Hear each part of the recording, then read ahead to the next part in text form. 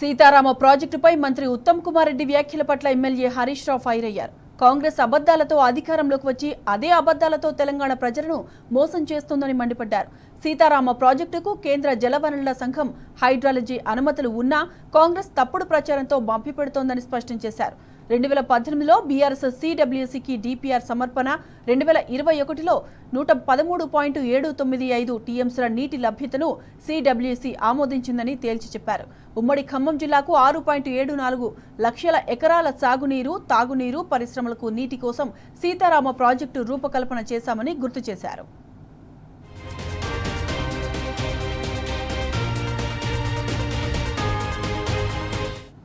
నాడు సమైక్య పాలకుల నీటి దోపిడీని అడ్డుకోకుండా పదవుల కోసం కాంగ్రెస్ నాయకులు పెదవులు మూసుకున్నారని హరీష్ రావు ఎద్దేవా చేశారు. నేడు తెలంగాణ నీటి హక్కులను కాంగ్రెస్ నాయకులు ఆంధ్రాకు తాకట్టు పెట్టి రాష్ట్రాన్ని దోచుకుంటున్నారని అన్నారు హరీష్ రావు. బీఆర్ఎస్ పాలనలో 90% సీతారామ ప్రాజెక్టు పనులు పూర్తి చేస్తే కాంగ్రెస్ కేసులతో ప్రాజెక్టును అడ్డుకునే ప్రయత్నం చేసిందని ఆరోపించారు. ఉత్తమ్ కుమార్ రెడ్డి అవగాహన లేక అనుమతులు లేవని అబద్దాలు మాట్లాడడం దుర్మార్గమన్నారు. బీఆర్ఎస్ సాగునీటి విజయాలను కాంగ్రెస్ ఘనతగా చెప్పుకోవడం హాస్యాస్పదమన్నారు.